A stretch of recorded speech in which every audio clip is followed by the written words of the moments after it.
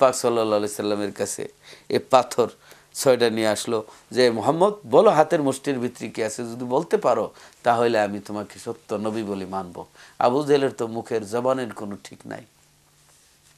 আল্লাহ নবী বললেন, আবু জেহেল আমি বলবো নাকি তোর মুষ্টির ভিতরে যে জিনিস আছে ওইটা বলবে? আবু জেহেলকে চমৎকার কথা, ভাতিজা যে এটারে ধরছে এটা তো স্ট্রাইক করছে, হরতাল করছে, জীবনে কোনোদিন কথা বলে না, এটা যদি বলে তুমি নবী তাহলে চমৎকার, তাহলে তো আমি মেনে নিব তোমাকে।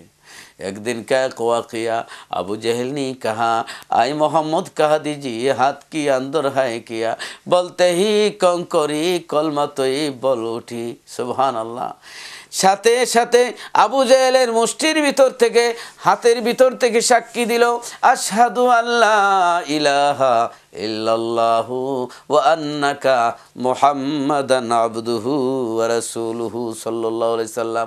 হাতের মুষ্টির ভিতর থেকে 6টি পাথর কলমা পড়ে আল্লাহকে সাক্ষী দিল, আল্লাহর নবীরে সত্য বলে মানলো, পাথরে নবীরে সত্য বলে মানলো। পাথরে নবী চিনে, সবাই নবী চিনে, আমার নবীর চিনতে হবে। আমার নবী রহমতুল্লিল আলামিন হুজুরে পাক সাল্লাল্লাহু আলাইহি সাল্লাম একবার কোনো এক কারণে সিঙ্গা লাগাইছিলেন, একটু রক্ত মোবারক বের করেছিলেন।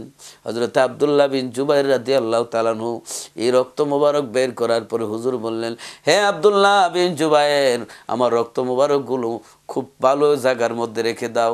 হযরত আব্দুল্লাহ বিন জুবাইর রাদিয়াল্লাহু তাআলা আনহু চিন্তা করলেন, আল্লাহ কোথায় রাখবো তোমার নবীর রক্ত মোবারক? হযরত আব্দুল্লাহ বিন জুবাইর রাদিয়াল্লাহু তাআলা আনহু করলেন কি, ওই পান করে ফেললেন, সমস্ত রক্ত মুবারক পান করে ফেললেন। আল্লাহর নবীর দরবারে আসলেন, নবীজি বললেন, হে আব্দুল্লাহ বিন জুবাইর আমার রক্ত মুবারকগুলো কি করেছো? কারণ নবীজির এই দুর্ভিক্ষণের মধ্যে ধরা পড়েছে, নবুয়তের দুর্ভিক্ষণের মধ্যে ধরা পড়েছে। সুবহানাল্লাহ। নেভিগেশন টমটম এটার মধ্যে বৈজ্ঞানিকে সেট করে দিলে লেফটে যাও রাইটে যাও ডেস্টিনেশন কতটুকু আছে বলতে পারে। তাই এটা যদি বলতে পারে নবীদের নেভিগেশন রে আল্লাহ সেট করে দিয়েছেন নবুয়তের নেভিগেশন দ্বারা। আল্লাহর নবীরা দেখেন শুনেন, এই পাওয়ার আমার আল্লাহ দান করেছেন। আল্লাহর নবী বলেন, হে আব্দুল্লাহ বিন জুবাইর আমার রক্তগুলি কি করেছো? হযরত আব্দুল্লাহ বিন জুবাইর রাদিয়াল্লাহু তাআলা বলেন, নবী গো আমার পেটের মধ্যে আপনার রক্ত মোবারক স্থান দিয়েছি। আল্লাহর নবী বলেন, রে আব্দুল্লাহ ইবনে জুবাইর তুমি আমার রক্ত মোবারক পান করো নাই, চিরতরে তোমার জন্য জাহান্নামের আগুন হারাম হয়ে গেছে। ও আমার সাহাবীরা যদি তোমরা জান্নাতি মানুষ দেখতে চাও আমার আব্দুল্লাহ বিন জুবাইরের চেহারার দিকে তাকাও। নবীজি রক্ত মোবারক পান করিয়া জান্নাতের সার্টিফিকেট পেয়েছে। সুবহানাল্লাহিল আযীম। নবীজির রক্ত মোবারক, নবীজির সিনা সাক মোবারক হয়েছে, নবীজির কলব মোবারক বের করা হয়েছে। সুবহানাল্লাহ। কলব যদি বের করা হয় মানুষ বাঁচে না, নবীজির কলব মোবারক বের করা হয়েছে, দ্রুত করা হয়েছে। আয়নার মধ্যে যখন ময়লা লাগে এটা নাপাক না, এটারে পরিষ্কার করে আরো তেজ করা হয়, কোনো নাপাক জিনিস নয়। যারা বলে তারা এগুলা ঠিক বলে নাই। হুজুরে পাক সাল্লাল্লাহু আলাইহি সাল্লামের এই যে আমরা প্রত্যেকের কাছেই এমন একটা জিনিস আছে যে আপনার শয়তান ওয়াসওয়াসা দেয়। হুজুর তো বশর, এই হিসাবে হুজুরেরও এই জিনিস ছিল, কিন্তু ওয়াসওয়াসা দেয় নাই শয়তান। হুজুরের যে শয়তান ছিল, হুজুরের যে প্রত্যেকের লোকে একজন থাকে, হুজুরের এই জিনিস মুসলমান হয়ে গেছিল। সুবহানাল্লাহিল আযীম। তখন আল্লাহ এই সম্ভাবনাময় জিনিসটাকেও আল্লাহ কি করে দিলেন, আল্লাহ সরাই দিলেন, কলব মুবারক থেকে সরাই দিলেন। সুবহানাল্লাহিল আযীম। সম্ভাবনাও নাই রাসূল পাক সাল্লাল্লাহু আলাইহি সাল্লামের ওয়াসওয়াসার সম্ভাবনাও নাই, সম্ভাবনাটুকুনো উঠাই নিয়ে গেলেন। অতএব রাসূল আমাদের মতো না, এই যে কলব বের করলে মানুষ বাঁচে না। হুজুর হায়াতুন নবী এতে প্রমাণ হইছে। এরপরে আপনার অপারেশন করলে রক্ত মুবারক বের হয়, রক্ত মুবারক বের হয় নাই। অপারেশন করলে আপনার সেলাই করতে হয় সুই দিয়া, সেলাইয়েরও দরকার হয় নাই।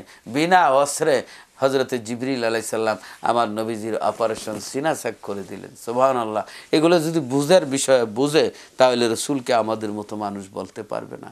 রাসূল মানুষ ছিলেন কিন্তু তাই বলে আমাদের মতো মানুষ নন। হুজুর পাক সাল্লাল্লাহু আলাইহি সাল্লামের সমস্ত শরীর মুবারকের সব কিছুকে মুবারক বলতে হবে। পায়খানা মুবারক বলতে হবে, পেশাব মুবারক বলতে হবে, চুল মুবারক বলতে হবে। হুজুর পাক সাল্লাল্লাহু আলাইহি সাল্লাম যে সাহাবী হযরতে আপনার কাতাদা রাদিয়াল্লাহু তাআলা আনহু উহুদের ময়দানে হযরতে কাতাদা রাদিয়াল্লাহু তাআলা আনহু চোখের মধ্যে একটা তীর লেগে গিয়েছিল।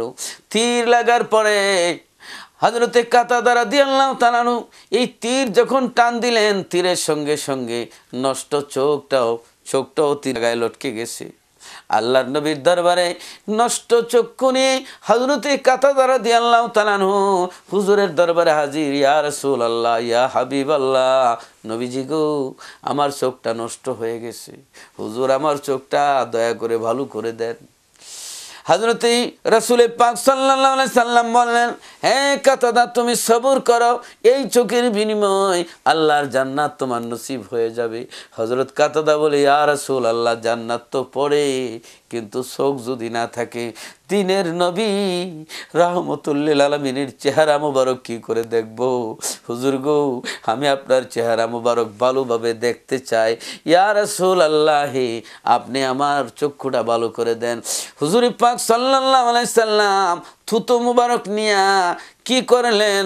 নবীজির থুতু মুবারক নিয়ে নষ্ট চোখটাকে এবার নষ্ট চোখটার মধ্যে মালিশ দিয়া যেই জায়গা চোখের জায়গার মধ্যে বসাইয়া এবার লেবেল করে দিয়ে বললেন, হে কাতাদা, কি দেখতেছো? হযরতে কাতাদা রাদিয়াল্লাহু তাআলা আনহু বলেন, ইয়া রাসূলুল্লাহ, আল্লাহর কসম, আমি বাম চোখ দিয়া জমিন থেকে আসমান পর্যন্ত দেখি। হুজুর যেই চক্ষু আপনার থুতু মুবারক দিয়া লাগাইয়া দিলেন, হুজুরের ডান চক্ষু দ্বারা জমিন থেকে আমি আল্লাহর আরশে আজিম পর্যন্ত দেখি, তাহাতা সারা সাত জমিনের নিচ পর্যন্ত দেখি। সুবহানাল্লাহ। নবীজির থুতু মুবারকের পাওয়ার কত! নবীজির গাম মুবারক আতর রূপে ব্যবহার করা হইতো। নবীজির গাম মুবারক আতর রূপে ব্যবহার করে দিত। বুখারী শরীফের হাদিস, হযরত আনাস রাদিয়াল্লাহু তাআলা আনহুর আম্মা শিশির মধ্যে আপনার নবীজির গাম মুবারক বরে আতর রূপে ব্যবহার করতেন, যাতে আতর কিনতে পারতেন না, আতর রূপে ব্যবহার করতেন। আর আমাদের গাম মুবারক বলা যাবে? আপনি যদি কাজ করে ঘরে আসেন, বিবি বলবে যে ডোন্ট লাইক ইউ, তাড়াতাড়ি পছন্দ লাগে না, তাড়াতাড়ি গন্ধ করে, তাড়াতাড়ি গোসল করে বাত করে আসো, এই কাপড় চোপড়ের মধ্যে দুর্গন্ধ হয়। কাজী এই দুর্গন্ধজনিত আমাদের গাম, আর নবীজির গাম মুবারক বলতে হবে, আতর রূপে ব্যবহার হইতে। বুখারী শরীফের হাদিস, মিশকাত শরীফের মধ্যে আছে, নবীজির থুতু মুবারক বলতে হবে, নবীজির চুল মুবারক বলতে হবে, নবীজির কদম মুবারক বলতে হবে। যেখানে মুসা আলাইহিস সালাম কুহিতুর পর্বতে জুতা নিয়ে যাইতে পারে না, আমার রাসূল পাক সাল্লাল্লাহু আলাইহি সাল্লাম আরশে আজিমের মধ্যে জুতা মুবারক নিয়ে গেলেন। সেই রসুলকে চিনতে হবে, সেই রসুলকে। তিনি মানুষ, কিন্তু আমাদের মতো মানুষ নন। আমাদের মতো সাধারণ মানুষ বলা, রসুলের শানে বেয়াদবি করা কুফরি। এই বেয়াদবি করলে নামাজ রোজা সব কিছু বরবাদ হয়ে যাবে। আমিলাতুন নাসিবাতুন তাসলা নারান হামিয়া। কঠোর পরিশ্রমের এবাদত বন্দিগি জাহান্নামের লাকড়ি হয়ে যাবে। অতএব অনুরোধ করব, আমরা রসুলে পাক সাল্লাল্লাহু আলাইহি সাল্লামকে চিনে আল্লাহর এবাদত করব। আল্লাহর এবাদতে কাউকে শরীক করব না, আমরা শিরিক করব না। আসুন দোয়া করে, আল্লাহুম্মা আমিন। রব্বানা যালামনা আনফুসানা ওয়া ইল্লাম তাগফির লানা ওয়া তারহামনা লানাকুনান্না মিনাল খাসিরিন।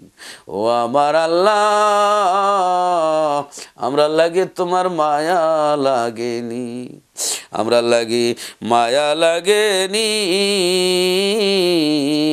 আমরার গুনাহ আল্লাহ মাফ দিবানি, আমরা লাগি মায়া লাগেনি, আমরা রাব্বাই আমারে মাফ দিবানি। মাবুদ রব্বুল আলামিন, জীবনের সমস্ত গুনাহগুলি মাফ করে দাও। আল্লাহ রব্বুল আলামিন, যাদের মা নাই বাবা নাই, প্রত্যেকের আব্বা আমার কবরকে জান্নাতের বাগিচা বানায়া দাও। ও আমার আল্লাহ, আমরা রাব্বাই আমারে মাফ কইরা দাও। আল্লাহ আল্লাহ রাব্বুল আলামিন, জীবনে বহু লাশ দেখেছি। আল্লাহ, তুমি আমাদেরকে আগুন দিয়া জ্বালায় মাইরো না, পানি দিয়া ডুবায় মাইরো না, অ্যাক্সিডেন্টে মৃত্যু দিও না, হসপিটালে মাইরো না, ও মাবুদ বিদেশ মাইরো না, কফিনে পরিয়া দেশি লাশ পাঠাইও না। ও খোদা, যেদিন মৌত দিবা শুক্রবার দিন রমজান মাসে, মায়ার নবীরে দেখাইয়া কলমা ফরায় ফরায় মৃত্যু দিও। মাবুদ, কেমন করে কবরে থাকবো, যেই কবরে মা নাই, যেই কবরে বাবা নাই, বাতি নাই, সাথী নাই, দরজা নাই, জানালা নাই। আল্লাহ, আমাদের কবরকে আল্লাহ জান্নাতের বাগিচা বানায় দিও। মাবুদ প্রিয় দর্শক শ্রোতা যে যেখান থেকে হাত উঠাইছে আল্লাহ প্রত্যেকের হাত রে কবুল করো। মউতের নিদানে নবীজিরে দেখায় দৈনানে জারি করে দিও জবানে লা ইলাহা ইল্লাল্লাহু মুহাম্মাদুর রাসূলুল্লাহ সাল্লাল্লাহু আলাইহি ওয়াসাল্লাম।